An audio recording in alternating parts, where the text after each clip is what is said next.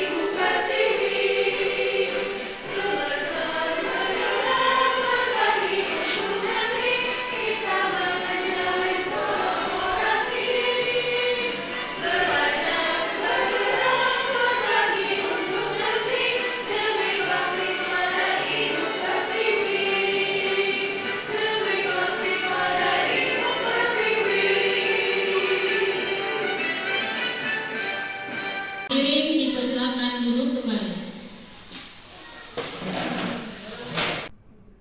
Bapak Ibu yang saya hormati, kita lanjutkan acara yang ketiga adalah sambutan dari kepala sekolah yang diwakilkan oleh Ibu Sari Bandung SPDI. Kepada Ibu Sari Bandung SPDI kami persilakan.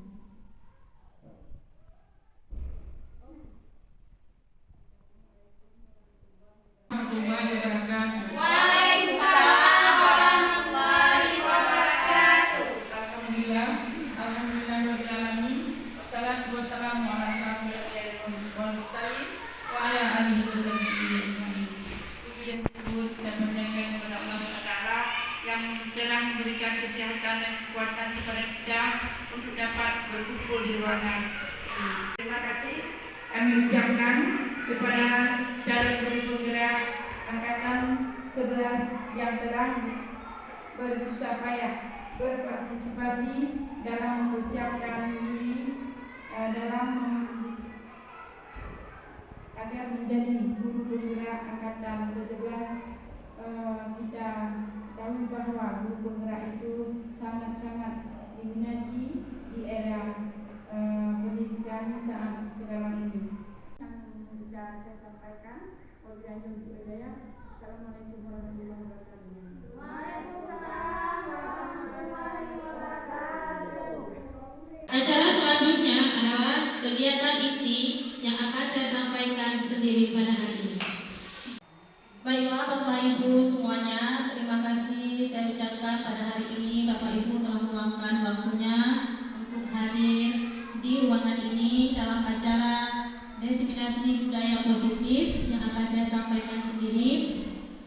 Yang tujuannya kegiatan ini adalah salah satu tugas saya sebagai calon guru penggerak angkatan 11, dan tujuan yang kedua di sini saya bukan menggurui Bapak Ibu. Di sini saya cuma sharing atau bertukar pendapat apa yang selama ini yang sudah saya dapatkan dalam acara pembelajaran guru penggerak di modul 1.4. Kegiatan ini bertujuan untuk nanti setelah Bapak Ibu selesai dalam mengikuti acara ini, Bapak Ibu dapat mengimplementasikan atau dapat melakukan di sekolah kita dan dapat mewujudkan visi sekolah kita sebagai budaya positif yang ada di SD Negeri 27 Kota Sabah. Dan semoga nanti pembelajaran ataupun sharing yang saya berikan pada hari ini dapat kita terapkan di sekolah kita, Bapak Ibu ya. Kita lanjutkan. Yang pertama di sini ada soal, apakah Bapak Ibu setuju bila pemberian hukuman dapat mendisiplinkan siswa? Kira-kira Bapak Ibu ada yang setuju bahwasanya hukuman itu dapat mendisiplinkan siswa? Bapak yang setuju coba tunjuk tangan. Yang setuju untuk apabila hukuman itu dapat mendisiplinkan siswa. Yang tidak setuju tunjuk tangan Ibu Anissa Dianti. Siapa yang setuju apabila hukuman dapat mendisiplinkan siswa? Ayo tunjuk tangan semuanya yang setuju. Ini Bu Kiki, Bu Jamalia, Bu Ita. Kemudian yang tidak setuju apabila hukuman itu dapat mendisiplinkan siswa. Yang tidak setuju, Bu Anissa, setuju apa tidak? Tadi siapa yang setuju? Yang setuju, Bu Yeni. Hah? Oh, yang setuju siapa? Nggak ada? Setuju. Oke, Bu Jamalia, silakan Bu Jamalia. Apa alasan Bu Jamalia setuju? Assalamualaikum warahmatullahi wabarakatuh. Waalaikumsalam warahmatullahi wabarakatuh. Saya setuju hukuman diberikan kepada untuk mendisiplinkan siswa ya, yaitu untuk hukuman itu kita berikan yang setimpal. Misalnya kita suruh itu dia nggak mau ya. Kita kasih hukuman dia suruh baca surat pendek barang 5 kali gitu. Hukuman itu kita berikan hukuman yang ringan aja. Tepuk tangan untuk Bu Jamalia. Terima kasih. Yang tidak setuju, siapa tadi yang tidak setuju?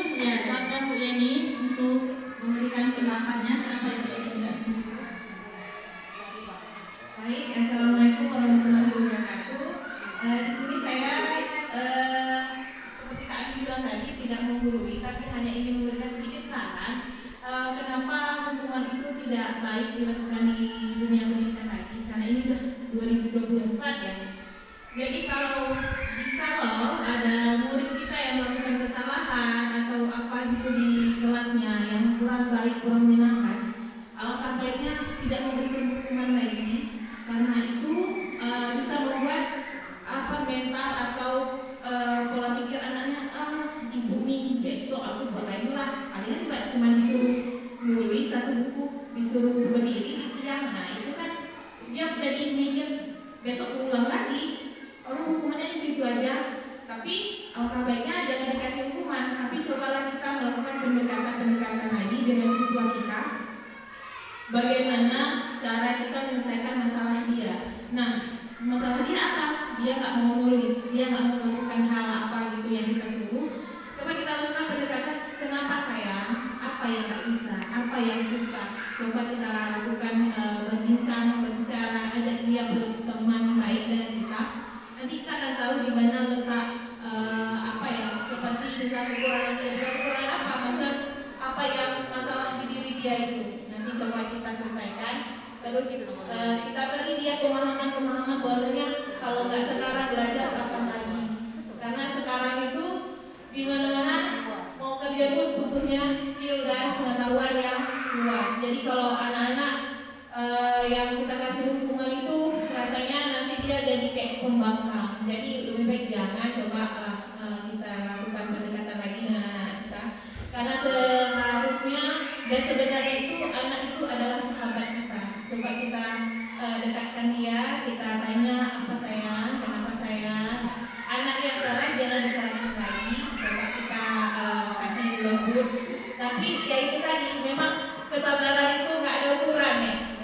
Jadi kalau diukur, udah salah itu apa 3 kali, dia nggak, berarti kita udah ukur. Sabar saya 3 kali doang, tapi coba lagi dan coba lagi sampai berhasil. Karena nggak ada anak-anak yang kerasnya seperti keras banget, pasti dia akan dulu. Kalau kita juga akan tulus ya, coba dengan cara seperti itu. Begitu aja. Nanti mungkin ada kurang boleh ditambahkan ibu. Terima kasih untuk ini, tepuk tangan untuk ini. Terima kasih atas pendapat yang Ibu Yeni dan Ibu Jamal sampaikan, semuanya benar. Nanti akan kita lihat ke depannya apakah jawaban Ibu yang terbaik atau tidak. Bapak Ibu. Baiklah Ibu-ibu, sekarang kita lanjut ke yang soal nomor 4, yaitu apakah Bapak dan Ibu semuanya setuju apabila pemberian hadiah dapat meningkatkan prestasi siswa? Siapa yang setuju bahwasanya kalau kita memberikan hadiah? Setuju. Bu Yanti, Bu Anissa, Bu Ita, ya. Yang tidak setuju? Yang tidak setuju? Ada? Setuju semua? Ya. Siapa yang mau memberi alasannya? Silakan Bu Yanti. Apa alasan Bu Yanti setuju apabila guru dalam pemberian hadiah dapat meningkatkan prestasi siswa? Assalamualaikum warahmatullahi wabarakatuh.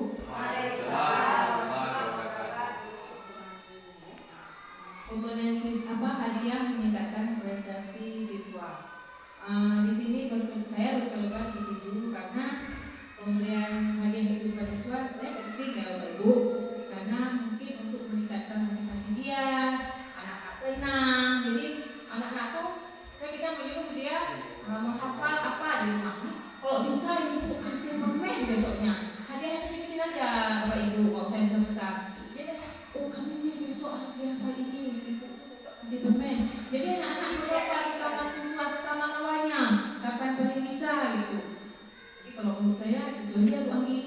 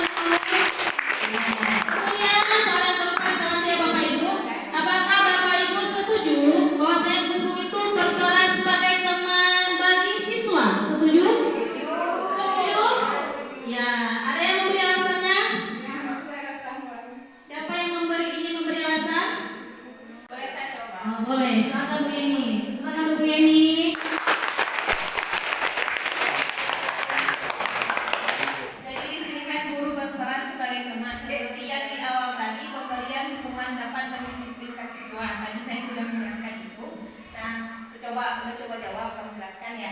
Jadi sekarang guru berperan sebagai teman. Kenapa? Memang kita itu adalah teman dan juga orang tuanya. Kapan lagi kalau bukan sekarang kita berteman dengan mereka. Kalau kita nggak berteman dengan mereka, kita nggak akan tahu masalah dia apa, kendala dia apa.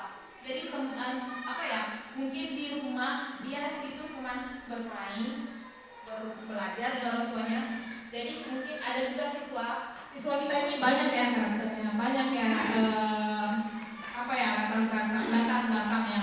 Ada yang dekat dengan orang tuanya, ada yang jauh dengan orang tuanya. Nah, disinilah peran kita mainkan. Nah, kenapa? Karena kadang-kadang dia di rumah nggak mau curhat apa. Ini. Hai, kau ini, tuh. Ada orang tua yang seperti itu. Nah, di sekolah lah, guru ini berperan sebagai temannya. Kenapa saya nggak buat PR-nya? Ibu, tadi kan mau buat PR di rumah mati lampu, terus nggak buat lagi dah malam, atau di rumah mama lagi sibuk jagain adik dan masak buat. Nanti kita coba saya besok kalau nggak buat PR lagi itu nggak boleh, nanti nilainya berkurang. Kalau memang nggak ada teman buat PR, datang ke rumah ibu, kita buat sama-sama ibu ajarkan. Itulah peran kita sebagai teman. Terus di kelas lagi, Bu, simpulan ini. Di situ kita mendengar. Karena guru itu adalah pendengar. Guru itu adalah pendengar curhatannya siswa. Jadi kita dengarkan, kenapa, lalu kita beri solusi seperti Ibu tadi bilang. Kita beri dia solusinya. Kita selesaikan masalah dia. Itulah peran guru. Guru tidak hanya semata-mata gue datang, gue ngajar, gue pulang, gue dapat gaji, selesai. Tidak. Tapi kita adalah temannya, kita adalah orang tuanya. Sekian Bu Indi. Kasih. Ya, terima kasih kepada Bapak dan Ibu sudah berusaha untuk menjawab pertanyaannya. Semoga nanti setelah kita mengikuti acara resignasi kegiatan positif ini, kita dapat mengetahui apakah jawaban kita itu sudah tepat ataupun masih belum tepat. Nanti kita akan melihat jawaban yang terbaiknya. Bapak Ibu ya, saya ucapkan terima kasih atas jawabannya. Kita lanjutkan ke selanjutnya. Di sini kita akan belajar tentang positive mindset atau berpikir yang positif. Jadi berpikir positif itu disebut dengan budaya positif. Apa itu budaya positif? Yaitu perwujudan dari nilai-nilai atau keyakinan universal yang diterapkan di sekolah kita. Jadi Bapak Ibu, kalau misalnya di sekolah kita, kira-kira nilai-nilai yang paling banyak diterapkan di sekolah kita, apakah nilai-nilai yang baik ataupun nilai-nilai yang buruk? Yang baik atau buruk? Baik. Berarti nilai-nilai yang baik atau disebut dengan nilai-nilai yang positif. Kemudian apa-apa saja yang Ibu ketahui nilai-nilai yang positif yang harus kita terapkan di sekolah itu? Pertama, kejujuran, kemudian disiplin, bertanggung jawab, dan yang lain-lainnya. Semoga nanti setelah kita mengikuti ini, kita dapat menerapkan budaya positif di sekolah kita, yang salah satunya itu kejujuran, bertanggung jawab, dan disiplin. Semua kita nanti bisa menerapkannya. Kita lanjut. Di sini ada konsep-konsep inti untuk menciptakan budaya positif. Ada 6 konsep inti dalam menciptakan budaya positif. Yang pertama, disiplin positif. Yang kedua, motivasi perilaku manusia. Yang ketiga, keyakinan kelas atau sekolah. Yang keempat, kebutuhan dasar manusia. Yang kelima, posisi kontrol seorang guru. Dan yang keenam, segitiga restitusi. Dari keenam konsep inti dalam menciptakan budaya positif, yang mana yang Bapak Ibu sukai, yang mana yang Bapak Ibu minati untuk diterapkan? Ayo, nomor 1, nomor 2, nomor 3, 4, atau 5 dan 6?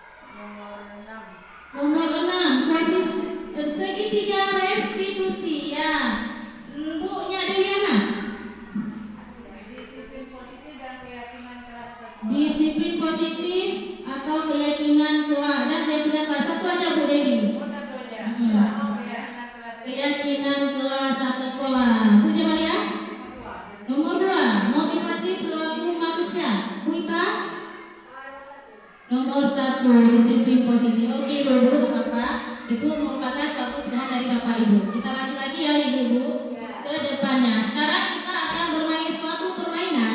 Bapak Ibu mencari satu orang temannya, kemudian temannya yang satu menggepal tangannya sekuat mungkin dan dia berpikir bahwasanya dalam tangannya itu ada suatu benda yang sangat berharga.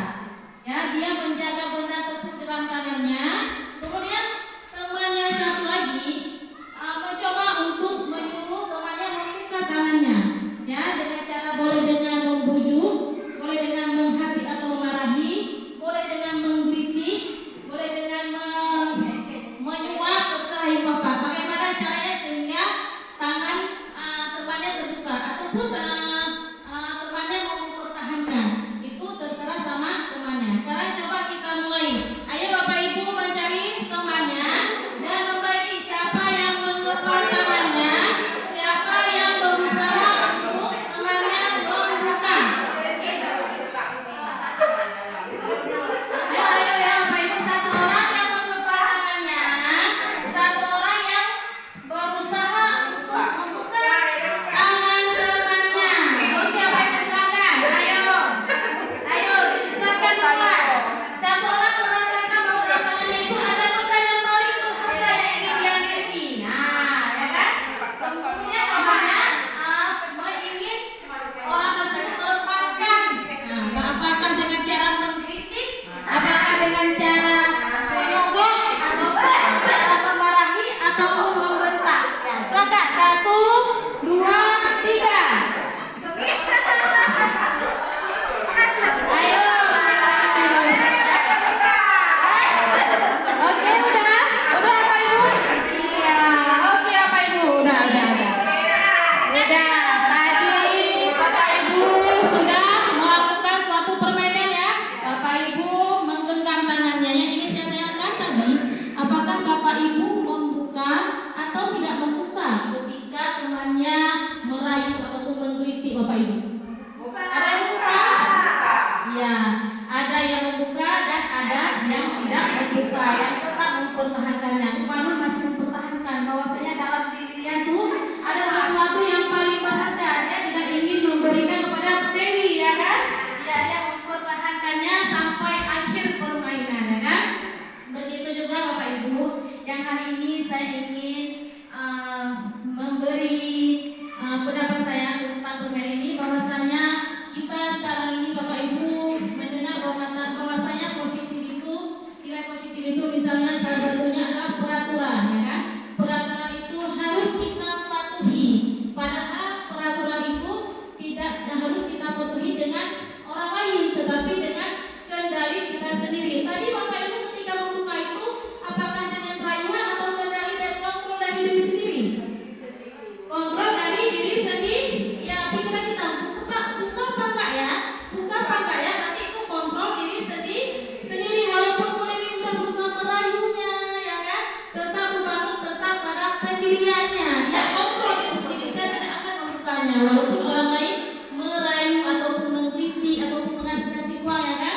Tetap pada kontrol diri sendiri. Begitu juga Ibu, Bapak. Misalnya kita sekarang ada peraturan, ya kan? Peraturan yang kita patuhi dalam pikiran kita, peraturan itu adalah hukuman, sanksi, ya kan? Kita melakukan peraturan itu karena takut ada hukuman, ya kan? Takut ada sanksi dari orang lain, bukan dari diri kita sendiri. Jadi yang saya ingin kasih tahu hari ini, bahwa sesuatu yang kita lakukan itu adalah dari kontrol diri sendiri. Ya, kalau ada kita kontrol diri sendiri, kita tidak perlu lagi peraturan itu. Semuanya ada dalam diri kita. Oke, kita lanjut lagi.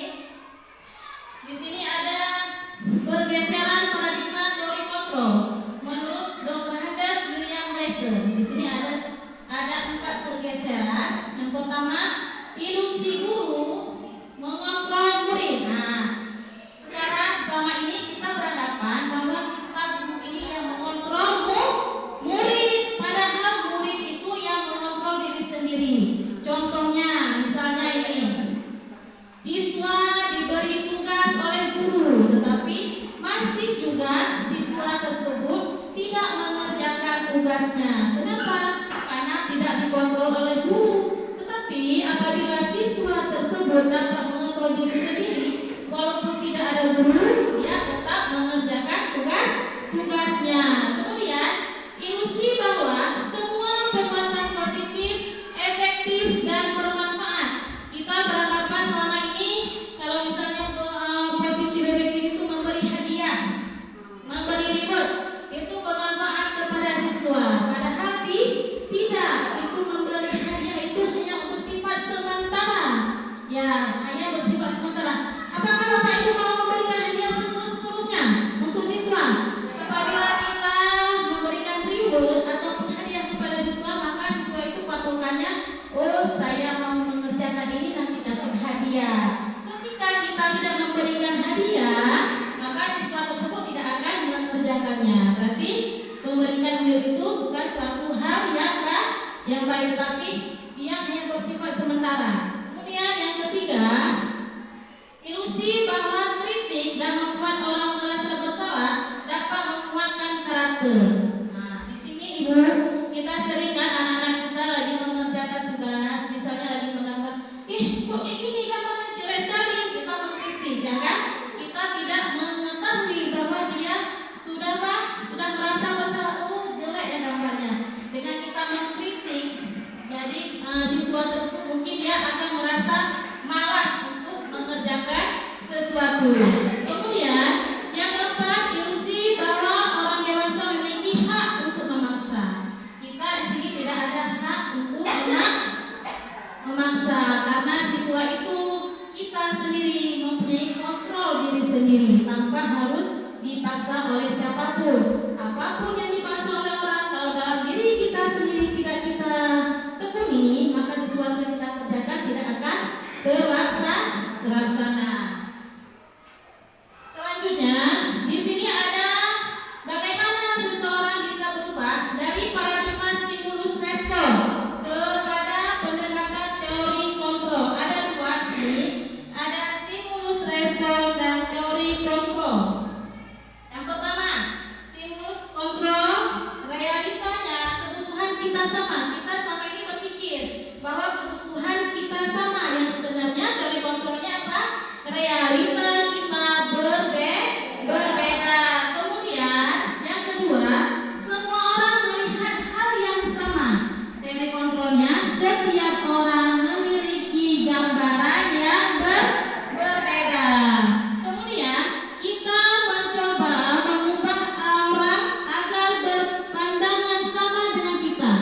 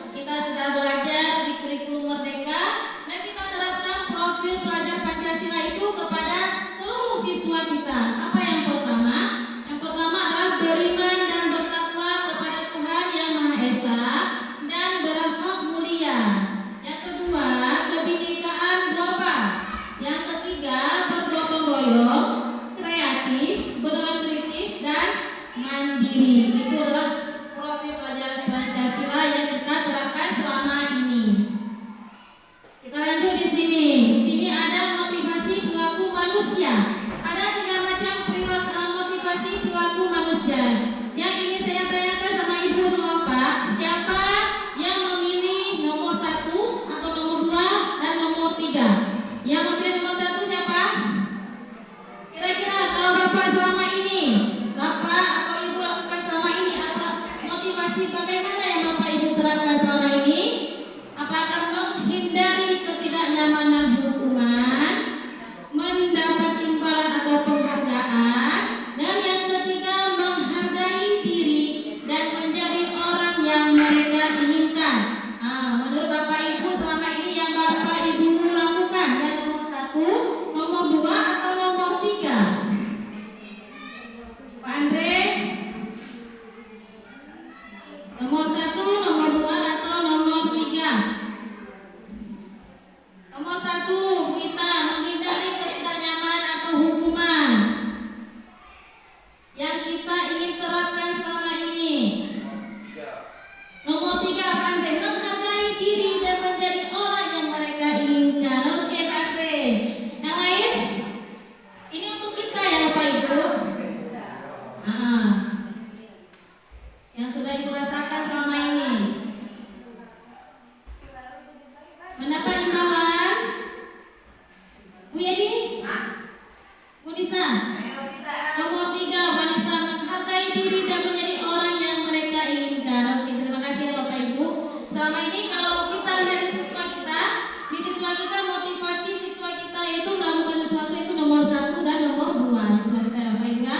Karena siswa kita kadang-kadang dia ingin menghindari ketidaknyamanan.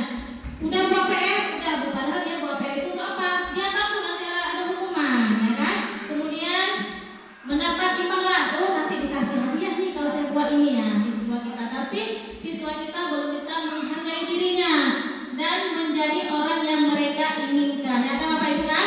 Mereka belum tahu, belum bisa mengontrol dirinya untuk menghargai dirinya, masih tekanan dengan hukuman dan imbalan ataupun penghargaan dari gurunya. Kita nih secara lumrah nih pasti kita juga masih ada nomor 1 dan nomor 2. Contohnya misalnya pergi ke sekolah cepat. Kenapa pergi sekolah cepat? Tujuannya mau pinjam. Biar apa?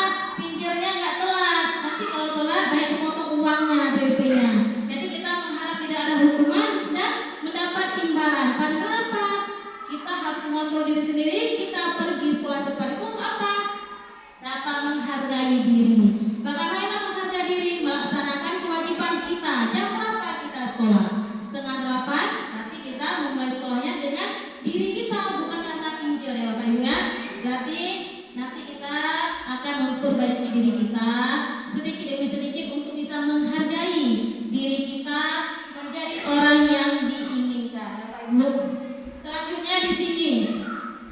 Di sini ada hukuman, konsekuensi dan restitusi.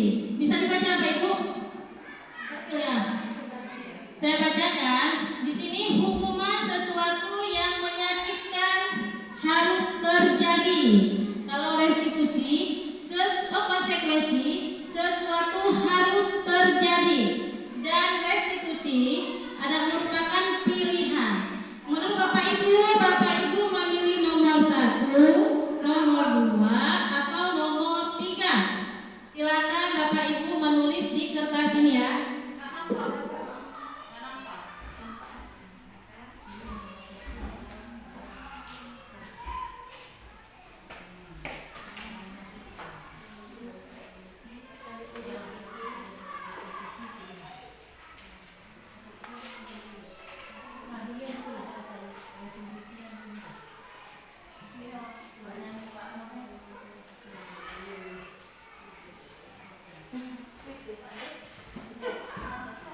Ya, Bapak Ibu silakan memilih apakah hukuman, apakah konsekuensi atau restitusi. Coba ya Bapak Ibu. Kalau hukuman itu tidak nyaman untuk murid, anak untuk jangka waktu panjang. Kalau konsekuensi tidak nyaman untuk murid, anak untuk jangka waktu pendek. Sedangkan restitusi ini menguatkan untuk murid, anak dalam jangka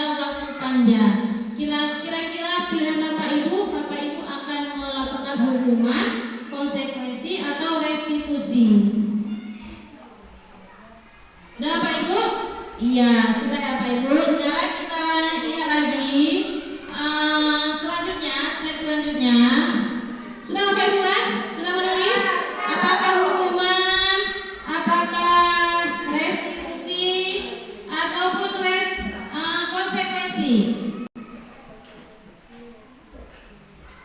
Menurut Ibu, misalnya lagi di sini, murid anak akan tersakiti kalau hukuman. Kalau konsekuensinya, murid anak dibuat tidak nyaman. Kalau restitusinya, murid anak mendapatkan penguatan. Kira-kira Ibu mau yang mana? Apakah hukuman, konsekuensi, atau restitusi? Ditulis ya Ibu Kiki di kertasnya. Ada bukan Kiki ya?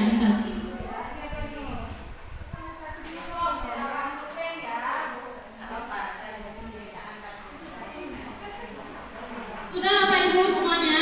Sudah, simpan aja meja Bapak Ibu, nanti kita lihat lagi ke depannya ya. Selanjutnya kita lihat sekarang. Nah, di sini ada berdasarkan panduan di atas.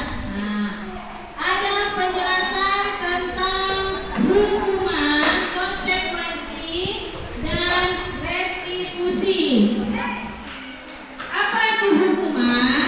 Hukuman adalah tindak terencana bersifat satu arah, bisa berupa fisik dan berkata kasar. Contohnya, misalnya ada seorang anak yang pergi ke sekolah terlambat, ya kan? Memakai sepatu warna putih. Kita sebagai guru, kenapa kamu terlambat ke sekolah ini? Kenapa aku memakai sepatu putih? Sekarang gampang sepatu kamu lari ke lapangan 10 kali.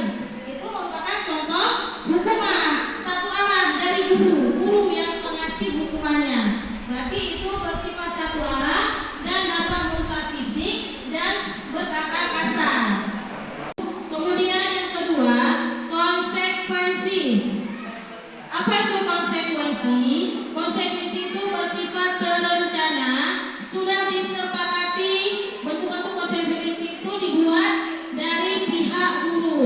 Nah, sepertinya saya kemarin sudah membuat, misalnya saya membuat keyakinan kelas, kemudian peraturannya siapa yang tidak piket kelas, nanti konsekuensinya harus menulis di buku saya mana 10 kali. Ya. Itu merupakan kesepakatan kita dengan guru dari pihak guru, ya. Sudah kita sepakati bersama, makanya ada konsekuensinya. Kita sepakati dengan siswa, tapi hukumannya dari guru, ya. Kemudian kalau restitusi itu adalah menciptakan kondisi bagi murid untuk memperbaiki kesalahan mereka sehingga mereka bisa kembali pada kelompok mereka dengan karakter yang lebih kuat. Nah, maksud restitusi di sini, apabila siswa memiliki kesalahan, maka siswa mencari solusi sendiri dan guru yang membimbing siswa tersebut. Ya, restitusi itu maksud dari restitusi. Nah, di sini ada contohnya konsekuensi atau hukuman. Ini saya ingin menanyakan pada Bapak Ibu. Nomor 1, mencatat 100 kali dalam buku kalimat saya tidak terlambat lagi karena terlambat ke sekolah. Itu termasuk hukuman atau konsekuensi Bapak Ibu?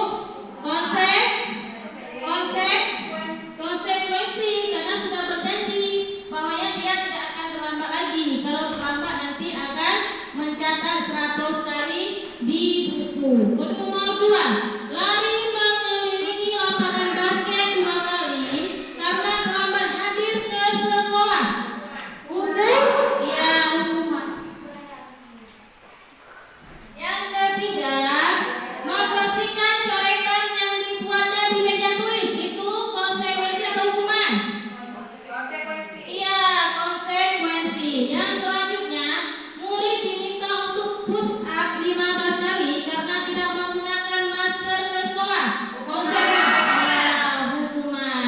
Selanjutnya, berdiri di depan kelas sambil mengangkat kaki satu karena tidak bisa menjawab pertanyaan. Iya, hukuman. Selanjutnya, membersihkan WC karena merusak WC teman. Hukuman. Berarti Bapak Ibu sudah mengerti yang mana dikatakan hukuman, yang mana yang dikatakan konsekuensi. Ya kan?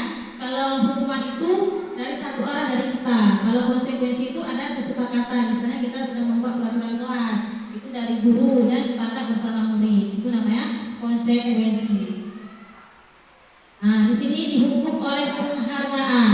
Berarti penghargaan itu dapat menghukum siswa kita. Yang pertama, pengaruh jangka pendek dan jangka panjang. Tadi seperti Bapak Ibu jawab tadi, kita bisa memberikan hadiah ataupun reward kepada siswa. Padahal itu jangka pendek, kan mungkin kita akan memberi hadiah selalu untuk siswa untuk belajar lagi, itu dapat menghukum siswa. Siswa tersebut akan berpendapat kalau saya melakukan itu nanti akan dikasih hadiah. Kalau tak melakukan tidak dikasih hadiah, bukan dari diri kita karena hadiahnya. Berarti dapat menghukum siswa. Apabila tidak ada hadiah, dia tidak akan melakukannya. Ya Bapak Ibu ya. Kemudian penghargaan dapat merusak hubungan. Nah, misalnya Bu Dewi mengasih suatu penghargaan kepada siswa satu orang, siswanya pasti akan merasa sedih. Dia aja dikasih hadiah, tapi padahal udah belajar, tapi nggak mau dikasih hadiah Bu Dewi. Tapi merusak hubungan teman dengan teman dan teman ada siswa dengan guru. Karena siswa tentu merasa cemburu dia kan, karena dia udah belajar tapi dia nggak bisa, nggak mendapatkan hadiah 100, tapi dia aja dapat hadiah. Saya mau nggak dikasih hadiah, padahal saudaranya udahlah nggak usah aja belajar. Jadi dapat merusak hubungan dengan teman ataupun dengan guru. Kemudian mengurangi ketepatan. Kemudian penghargaan itu mengurangi kualitas dan mematikan kreativitas anak-anak yang seperti tadi saya bilang. Saya tidak mau lagi berusaha, walaupun saya berusaha ada dia yang pintar, dia yang dapat nilai. Nah, jadi anak-anak yang lain dia terasa dia menghindar sendiri karena takut kalau saya walaupun dia berusaha dia nggak akan mendapat hadiah dari guru tersebut. Nanti hadiah itu ataupun penghargaan itu dapat menghukum siswa. Yang selanjutnya penghargaan itu menghukum. Dan yang terakhir motivasi diri dalam diri mereka. Tidak ada lagi motivasi yang timbul dalam diri mereka untuk berjuang melakukan sesuatu. Ya Bapak Ibu ya. Nah, di sini ada pertanyaan di sini. Mengapa keyakinan kelas bukan peraturan kelas? Ada yang bisa menjawab? Mengapa sekarang sudah keyakinan kelas bukan lagi peraturan kelas? Ada yang bisa menjawab? Ya, kalau kesepakatan itu kita lakukan, kita buat bersama. Dari keyakinan itu, dari hal kesepakatan itu kita membuat keyakinan. Contohnya misalnya tidak boleh membuang sampah sembarangan, itu kesepakatan kita bersama. Apa keyakinannya? Kita ubah menjadi kalimat positif. Buanglah sampah pada tempatnya. Tidak boleh makan di dalam kelas, itu kesepakatan kita ya kan? Bagaimana keyakinannya? Tertiblah di dalam kelas, ya kan? Kemudian misalnya tidak boleh membuka sepatu ketika jam pelajaran. Pakaian rapi dan sopan. Itu namanya keyakinan kelas. Keyakinan kelas itu dibuat setelah kita membuat kesepakatan kelas. Kesepakatan itu dibuat secara bersama guru dan siswa. Setelah kita bersepakat, maka timbullah keyakinan. Jadi di sini pertanyaannya, mengapa keyakinan kelas bukan peraturan kelas? Ada yang tahu? Nah, mengapa keyakinan kelas itu dibuat berdasarkan kesepakatan antara guru dan siswa bersifat universal secara bersama. Keyakinan itu dibuat secara bersama oleh guru dan siswa. Kalau peraturan itu dibuat oleh guru bersifat satu arah, tidak diikutkan oleh siswa. Di sini ada satu contoh. Mengapa kita memiliki peraturan tentang penggunaan helm pada saat mengendarai kendaraan roda 2 motor? Kita beranggapan selama ini bahwasanya kita menggunakan helm itu supaya apa? Tidak ada razia sama polisi, ya kan? Itu karena kita mematuhi peraturan. Sedangkan keyakinannya, apabila kita ada keyakinan dalam kelas kita bahwasanya menggunakan helm itu adalah untuk keselamatan kita, maka kita akan selalu menggunakannya walaupun ada peraturan. Kita tidak akan melanggar peraturan tersebut. Itu juga anak-anak, apabila dia tidak ada keyakinan dari diri sendiri, walaupun ada peraturan, anak-anak tidak akan melakukan hal tersebut. Selanjutnya, mengapa kita memiliki peraturan tentang penggunaan masker dan mencuci tangan? Dulu kita juga memakai masker karena ada peraturan. Kalau tidak memakai masker, tidak boleh masuk ruangan. Aku copy dulu ya. Padahal masker itu tujuannya apa? Untuk menjaga kesehatan kita, untuk menjaga sehat tubuh kita. Tapi kalau kita mengikuti peraturan, ketika ada guru tersebut, maka kita melakukannya. Tetapi kalau tidak ada orang untuk memeriksanya, kita tidak melakukannya. Nah, di sini Bapak Ibu, siapakah yang sudah membuat keyakinan kelas? Siapa di sini yang sudah membuat keyakinan kelas? Kelas 1 udah begini? Apakah Bapak Ibu di sini sudah pernah membuat keyakinan kelas? Sudah? Sudah. Ada yang belum? Ya, ada yang belum. Berarti di sini ada beberapa cara prosedur untuk membuat keyakinan kelas. Yang pertama, kita mempersilakan warga sekolah untuk mencurahkan ide tentang peraturan yang akan disepakati. Pasti kita sepakat dulu bersama siswa. Kemudian kita mencatat semua masukan, kalimat yang negatif kita ubah menjadi kalimat positif. Kemudian kalimat keyakinan kelas itu tinjau ulang keyakinannya yang sudah tersusun 3 sampai 9 keyakinan dan meninjau dan menyetujui dengan menandatangani keyakinan telah ditempel di dinding kelas. Di sini ada salah satu contoh yang saya terapkan ketika saya melakukan keyakinan kelas bersama siswa. Bapak Ibu ya, Bapak Ibu bisa melihat bagaimana keyakinan saya buat ketika melakukan dengan siswa.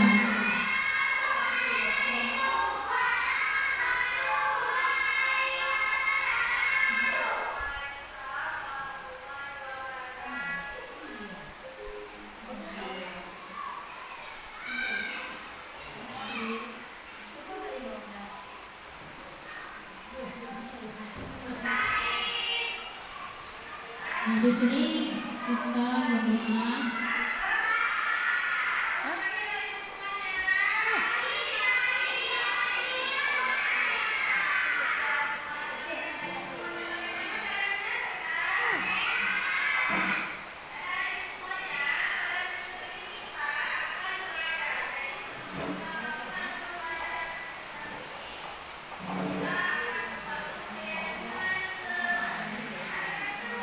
Jadi ketika kami di kelas 4 membuat keyakinan kelas Bapak Ibu ya.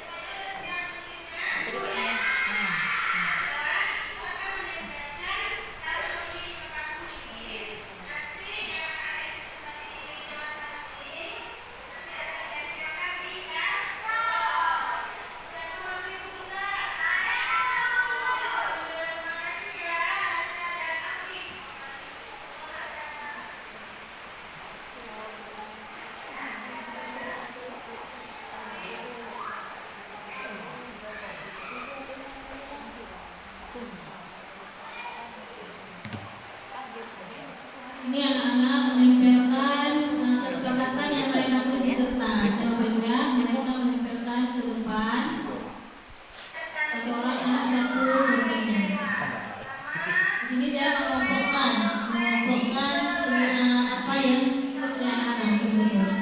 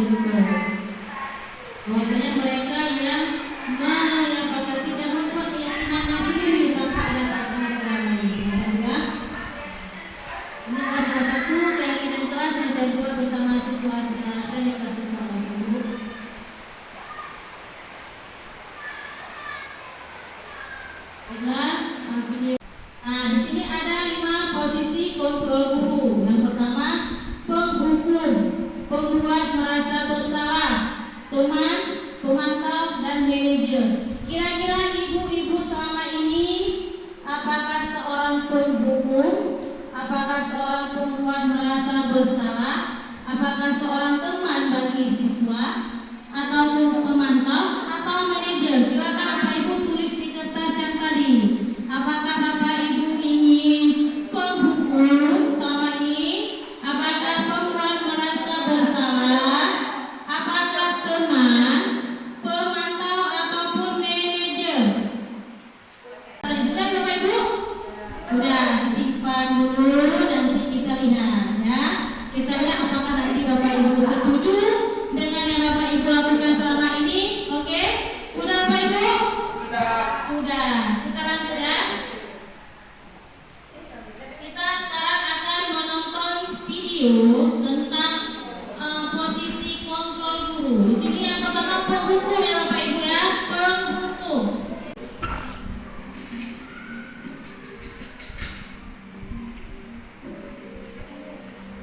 Naren, sini kamu. Selamat pagi, Bu. Selalu terlambat. Kamu deh, pasti terlambat. Maaf, Bu. Saya Apa? Apa coba? Alasan kamu apa lagi? Kapan sih kamu tidak terlambat? Malas sekali ya kamu jadi anak.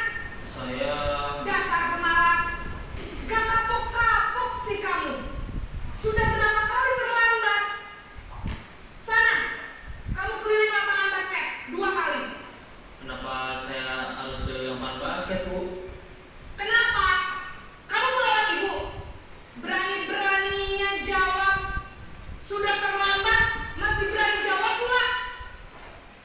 Sekarang, keliling lapangan basket 5 kali sekalian. Biar kapok. Cepat. Pergi sana ke lapangan basket. Nah, itu salah satu contoh video seorang guru. Lanjut lagi ya Pak Ibu. Video kedua, guru pembuat merasa bersalah. Ya. Masih tetap sinare.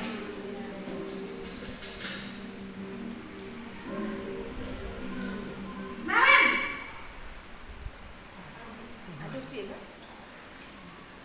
Selamat pagi, Bu. Naren. Kamu kenapa terlambat lagi, nak? Ya Tuhan, Naren. Kamu senang ya bikin ibu susah ya?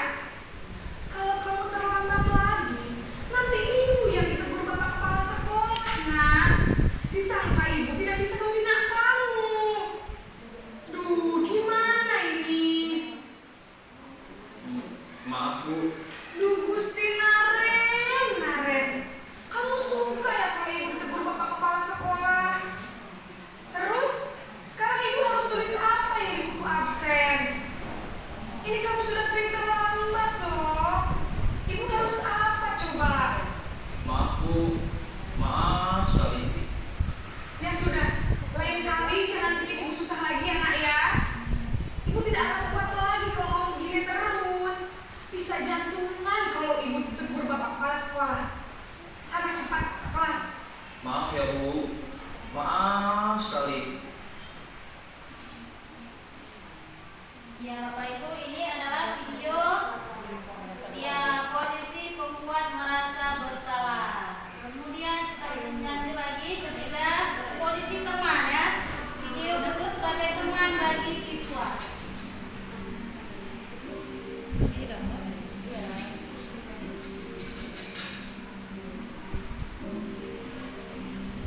Naren,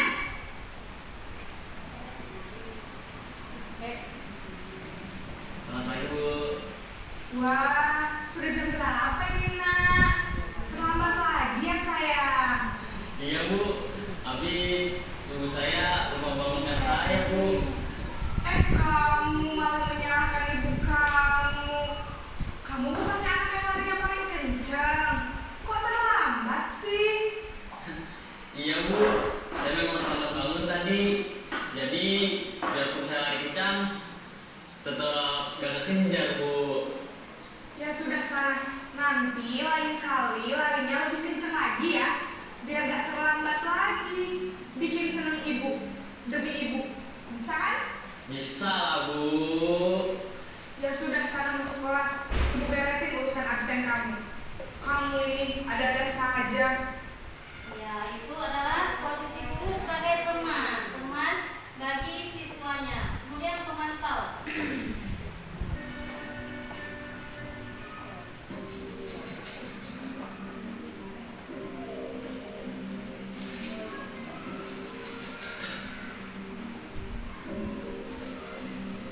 Naren,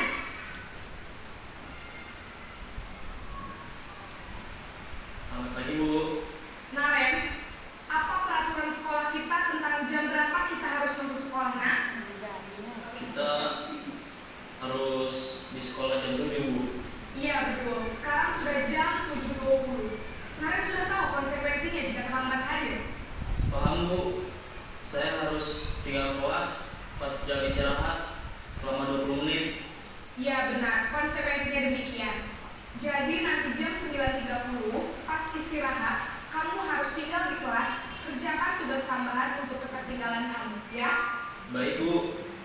Ya, Bapak Ibu, ini guru sebagai pemantau. Yang terakhir, manajer.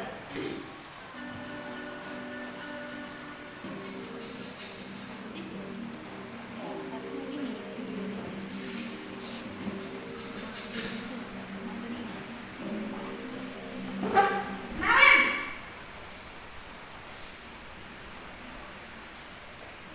Selamat pagi Bu.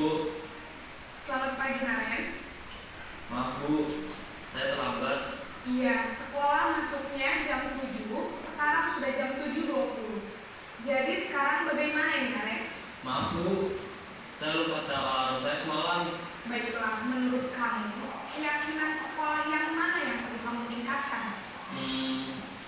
Menghargai diri sendiri dan orang lain mungkin ya Bu. Setuju. Jadi, apakah Naren meyakini prinsip saling menghormati tersebut? Iya Bu, saya meyakininya. Apakah Naren bersedia memperbaiki masalah keterlambatan ini? Bersedia Bu. Bagaimana kamu akan memperbaiki masalah keterlambatan ini? Saya akan coba untuk tidak lupa menyetel alarm saya Bu. Baik, kalau Naren lupa menyetel alarm di rumah, ada orang yang kira-kira bisa bantu mengingatkan tidak? Ada Bu, kakak saya, Kak Emma. Ada lagi selain Kak Emma? Selain Kak Emma, ada ibu saya. Baik, jadi yang mengingatkan Naren adalah Kak Emma dan ibu kamu ya? Kira-kira akan mulai setel alarm kapan nih Naren? Setelah pulang sekolah, akan segera saya lakukan.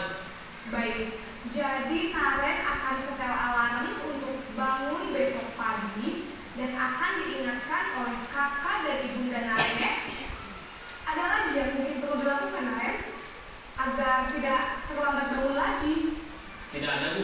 Baik Naren, terima kasih untuk kerjasama kamu. Sekarang kamu perlu kembali ke kelas untuk belajar. Baik Bu, terima kasih. Ya, ini Bapak Ibu adalah contoh guru sebagai manajer. Nah, tadi kita sudah menonton video, ada contoh guru sebagai pembentuk, kemudian pembuat merasa bersalah, teman, pemantau, dan manajer. Jadi kesimpulannya Bapak Ibu ya, kesimpulan dari penghukum.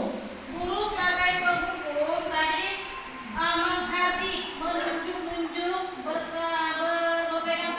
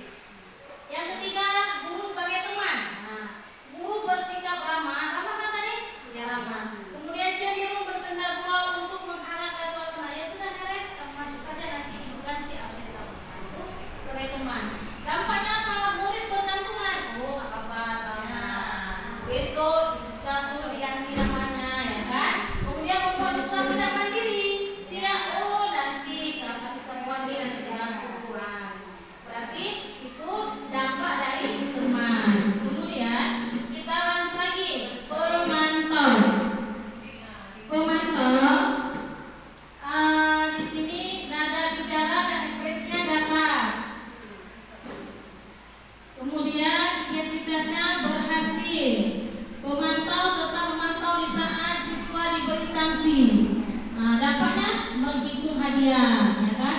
Atau hukuman, oh cuma lari aja, ya kan?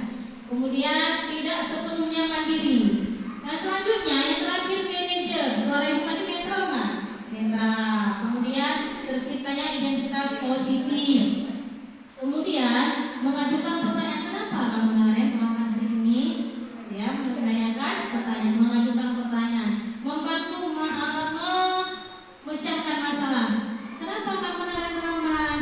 Bagaimana kamu supaya tidak terlambat lagi? Apa kata Sinaren? Menyadar arahku, ya kan? Dampaknya apa? Murid bisa mandiri dan percaya diri memecahkan masalah. Sekarang jawab Bapak Ibu, lihat lagi kertas yang Bapak Ibu tulis tadi. Apakah pengen diubah lagi atau masih tetap yang kayak Ibu tulis tadi? Yang pilihan Ibu tadi yang sebagai penghukum, ada yang mengubahnya? Ada? Ada. Mau mengubahnya menjadi apa Ibu? Iya, menjadi manajer. Kita harus menciptakan identitas positif pada siswa. Dari pemantau dulu, mengerti apa dulu? Manajer. Pak dulu lagi tidak mau lagi memantau dia, mau menjadi manajer ya. Iya. Nah, sekarang di sini ada kebutuhan dasar manusia. Kebutuhan dasar manusia itu ada 5 ya Bapak Ibu ya. Yang pertama bertahan hidup. Yang kedua kasih sayang dan rasa diterima. Yang ketiga penguasaan. Yang keempat kebebasan. Dan yang kelima kesenangan. Kira-kira kebutuhan dasar manusia itu untuk kita orang dewasa atau untuk anak-anak juga? Semua anak-anak juga memiliki kebutuhan dasar manusia. Yang pertama anak-anak dia ingin bertahan hidup. Bagaimana? Pengen makan, pengen minum, ya kan? Tempat tinggal, pakaian. Yang kedua kasih sayang dan rasa diterima. Anak-anak juga ingin diberi kasih sayang oleh gurunya. Yang ketiga penguasaan. Anak-anak juga memiliki nilai penguasaan. Saya hari ini konten 100, nilai saya 100. Saya hari ini hebat kan? Nilai saya 100. Nah, dia merasa bangga. Penguasa, oh saya hari ini hebat. Nah, yang keempat kebebasan. Nah, siswa juga memiliki kebebasan. Misalnya dalam belajar. Allah hari ini kita belajar di kelas saja. Dan kita di guru ini dapat menciptakan suasana pembelajaran yang kebebasan bagi siswa. Sekali-sekali kita pelajaran di luar supaya anak-anak merasa bebas, tidak jenuh ya di kelas terus. Terusan dari jam setengah jam 8 sampai jam setengah 1 di kelas terus. Jadi merasa bosan. Bisa kita nanti sekali-sekali kita belajarnya di luar. Ya. Yang terakhir kesenangan. Dengan adanya kebebasan maka anak merasa senang. Bukan bebas berarti bisa melakukan sesuatu yang mereka mau, tetapi dengan teknik dan metode yang kita gunakan, Bapak Ibu. Nah, di sini ada soal. Aku senang main kejar-kejaran dengan ibu guru. Seru. Itu contoh apa, Bapak Ibu? Apakah bertahan hidup, kasih sayang, penguasaan, kebebasan, atau kesenangan? Iya, kesenangan. Dia merasa senang, ya kan? Main kejar-kejaran dengan ibu. Yang kedua, ibu kejar aku karena ibu guru sayang aku. Itu contoh apa? Ibu kejar aku. Apa? Iya, kasih sayang dan rasa diterima. Aku hebat kan? Bisa bikin ibu guru kejar aku. Itu contoh apa? Oh, iya, dia merasa hebat. Gurunya bisa apa tadi? Mengejar dia. Yang keempat, aku bosan belajar melawai terus di dalam kelas. Itu contoh apa? Kebebasan. Siswa ingin bebas, dia jangan dikurung-kurung di dalam kelasnya. Sekali-sekali kita di luar. Ini Ibu, ini yang tadi kita berbincangkan itu segitiga restitusi, ya. Segitiga restitusi di mana ada 3. Yang pertama, kalau kita dalam memecahkan masalah itu, yang pertama kita harus menstabilkan identitasnya. Bagaimana menstabilkan identitas? Yang pertama, setiap orang pasti pernah melakukan kesalahan seperti ibu tadi kasih tahu muridnya kan. Nah, setiap orang pasti punya kesalahan. Ibu mau tahu nih kenapa kamu hari ini terlambat. Kita tidak langsung memarahi anak tersebut, tapi kita menstabilkan identitasnya.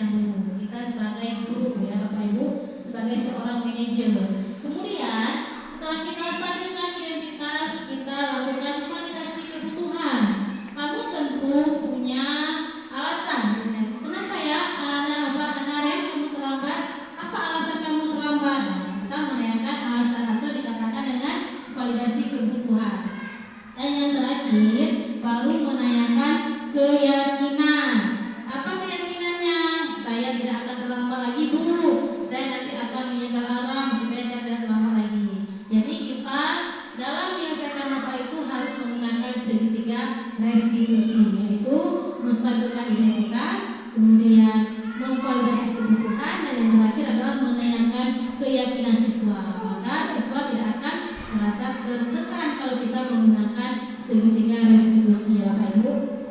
Berikut adalah contoh segitiga restitusi, ya Bapak Ibu ya. Silakan Bapak Ibu untuk melihatnya video di depan. Saya ingin memperlihatkan satu video saya tentang kegiatan saya sebagai guru, ya Bapak Ibu ya. Sebagai guru yang tadi saya nampakkan sama Ibu sebagai manajer. Saya sedang pernah mempraktekkan sama siswa sebagai manajer.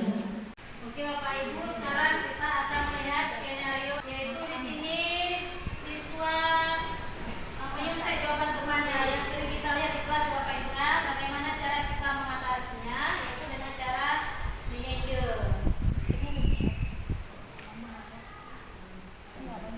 The Bluetooth device is ready to pair. The Bluetooth device is connected successfully.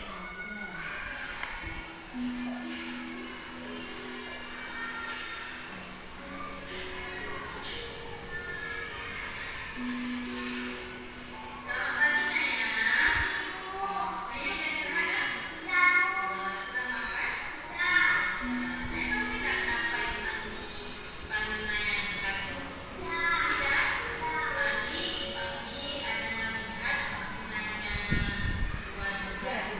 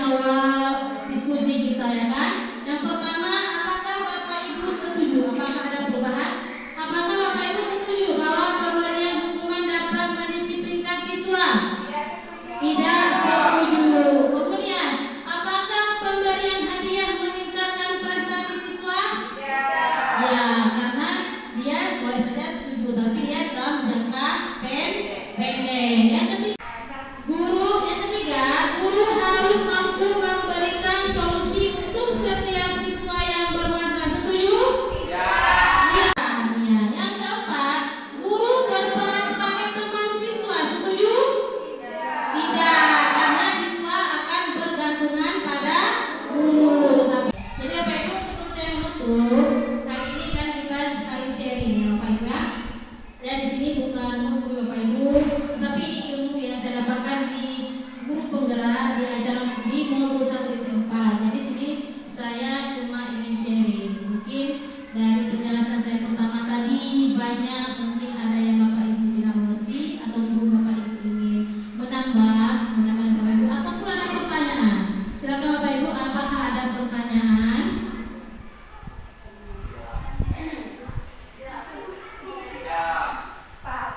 Apakah Bapak Ibu ada pertanyaan? Ataupun apa memberi pendapat? Tidak? Sudah mengerti semua? Sudah mengerti semua penjelasannya? Alhamdulillah, semoga kegiatan disiplin positif ini dapat kita terapkan di sekolah ya Ibu bersama-sama, karena tidak mungkin ilmu yang saya dapatkan ini cuma saya yang menerapkannya. Kita akan bekerja sama-sama sehingga disiplin positif ini dapat berjalan dengan lancar di sekolah kita ya Bapak Ibu. Kalau kita lakukan bersama-sama pasti akan berhasil ya Bapak Ibu semuanya. Terima kasih ya Bapak Ibu atas kesempatan hari ini.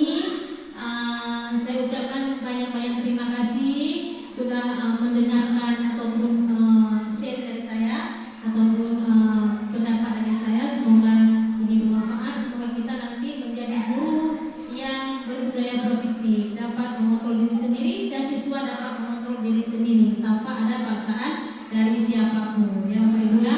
Mulai dari sekarang kita akan melaksanakan hal yang positif. Terima kasih untuk hari ini. Assalamualaikum warahmatullahi wabarakatuh. Waalaikumsalam warahmatullahi wabarakatuh. Assalamualaikum warahmatullahi wabarakatuh. Saya Yeni Mailinda, SPD. Saya guru SD Negeri 27 Kota Sabang.